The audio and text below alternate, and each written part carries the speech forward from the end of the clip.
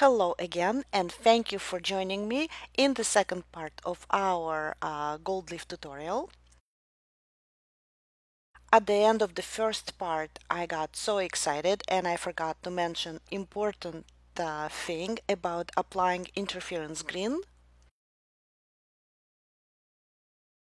I forgot to say that I'm going to apply interference only around central red flower in the middle of the main flower. With interference color, I'm trying to create sort of a gradient where all the concentration, the main concentration of the color located closer to the red flower, and I'm spreading it out approximately in the central part of the main golden flower. I hope you guys understood what I was going to say.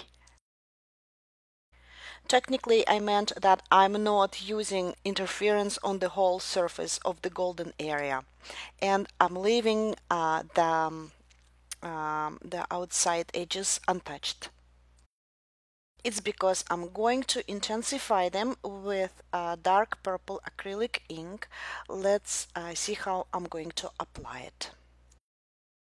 Dollar Rowney, that's the name of the brand of the acrylic inks I'm using. It usually comes with, sorry, it always comes with a dropper, although I prefer for this particular case use my brush. I also suggest to use flat brush for this technique. It's easier, it's more convenient rather than the regular. So the idea is to intensify the edges and spread out the color towards the center of the flower. The most intense purple is going to be on the edge, and it will gradually disappear towards the center. So we are creating some kind of a reversed gradient. It's also important to mention that I'm not using water. And now, in order to spread the ink, I just cleaned the brush with toilet paper, and I'm just trying to smooth out the gradient.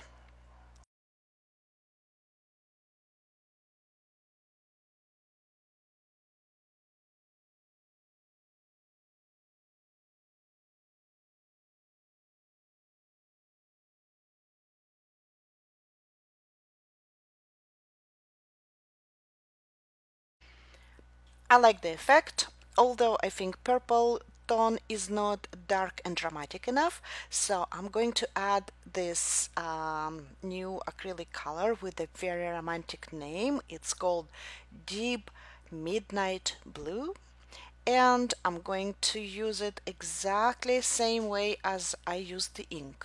Let's see what will happen.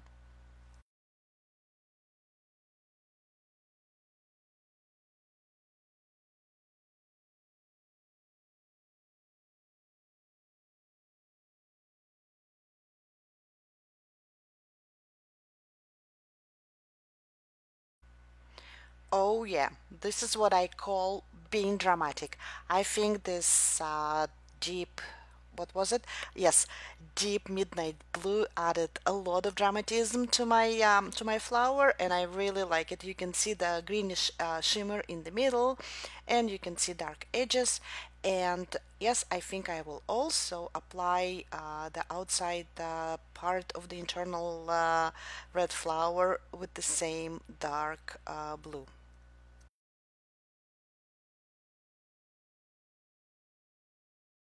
Well, this dark grayish blue is very successful because it creates beautiful contrast with magenta and gold, and I'm going to treat with the same color my internal flower.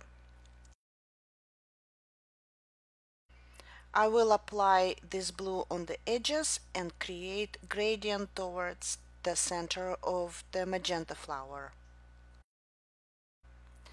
I find that the best and the simplest way to smooth out this gradient is to use semi-wet clean brush. just like this. Just try to make it as smooth as possible. Now when I look at my flower, I think I like it a lot because it has the shiny surface, the matte surface, and it creates beautiful contrast, and of course dramatic dark edge adds a lot to it. I'm showing you again the same ink because I decided to finalize my first flower. Oh my god, it's only the first flower. We have a second one to come. I decided to finalize it with some sporadic lines on the golden area. As you see, I'm using only color. I'm not dipping my brush in water. I'm dipping it directly in the container with ink, and I'm using the thinnest brush that I found. So some lines are curvy, some are more straight. There is really no system. I'm just trying to create some kind of a balance. So my lines towards the edge are more thick, and they're thinner in the central part. I'm saying all this because it's really there are no rules. I'm just improvising, and I encourage you also to draw whatever pattern or lines or any other whimsical drawing you like. No rules. Just let yourself go with the flow and enjoy.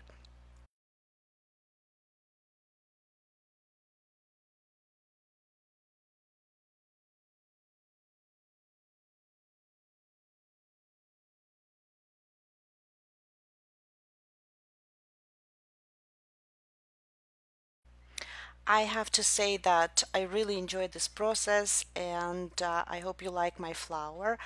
I do like it, and I hope it's inspirational and it leaves you wondering and wanting to explore more this technique.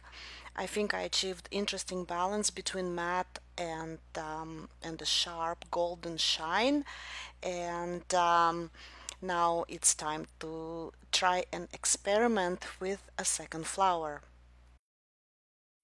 So the second flower is going to have completely different design. The only two things that it has in common with the previous one is that it has similar shape and it has a gold leaf, which I already applied because you know how to do it. And I don't need to repeat it again. So this time I'm going to apply glitter flakes around the internal flower, and closer to flower I will have more flakes that will gradually spread out towards the edge. So exactly same visual treatment, although this time I'm not using paint. I'm using the flakes, which I'm affixing with pouring medium. Any water-based varnish, acrylic varnish, or any glue that dries transparent will work too. And if you don't have glitter flakes, you can use any nail polish that has flakes, or any pigment powder, or acrylic paints, preferably shimmering and metallic.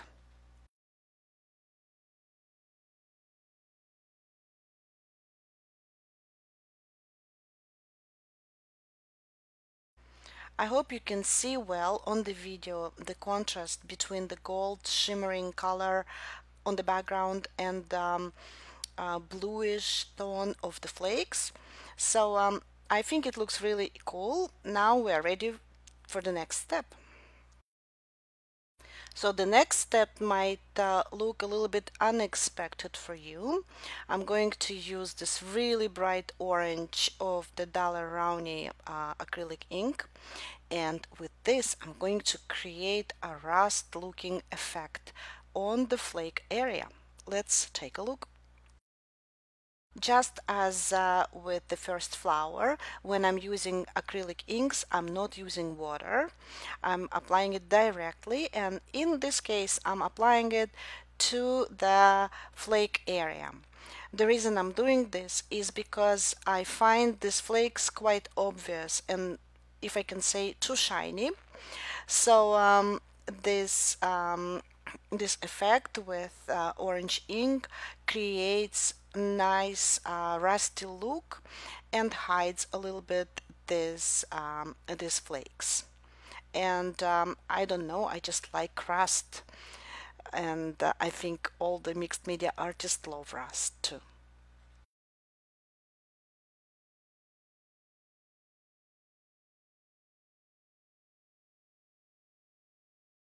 So what do you think? I think it looks very interesting. I personally like this effect, which I use a lot in my work, and I really hope that you learned something new today, new and exciting. So the next step will be just as in previous flower. We are going to work on the edges, although this time it's not going to be dark purple ink. I'm going to use something fresh and add light blue. This blue is just a regular acrylic paint without any effect, any shimmer or metallic look. And I encourage you to explore and experiment with paints that you have. And I also believe that you don't need really fancy materials to achieve some fancy effects. Very simple, very basic paints can do a good job.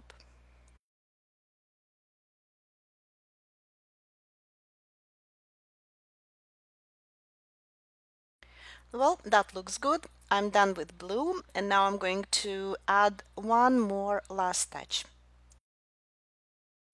For the last touch, I'm going to use the interference green again in the internal part of the small flower in the middle. I also think it will look more interesting if the interference green will mostly be applied in the central part of this flower and leaving the edges brown. Okay, that looks good. I just wanted to remind you that the greenish tint will be visible only when interference color will be dry. And I said I'm going to do the last touch, but it wasn't the last. And this one is the really, really last one. I decided to intensify the edges of this flower with the purple ink.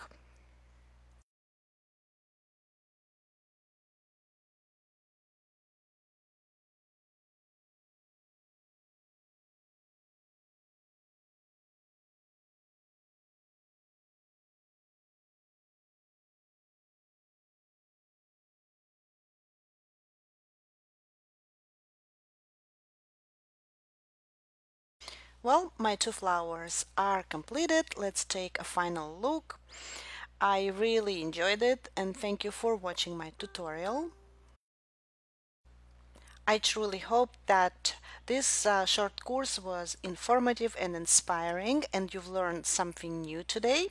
I can't wait to see your experimentations. If you would like to learn more, if you would like to see more techniques and tricks, I am explaining all this in my Mixed Media Abissima Academy course, so check this out. Again, happy for being with me. It's Maria from Abissima and happy creating.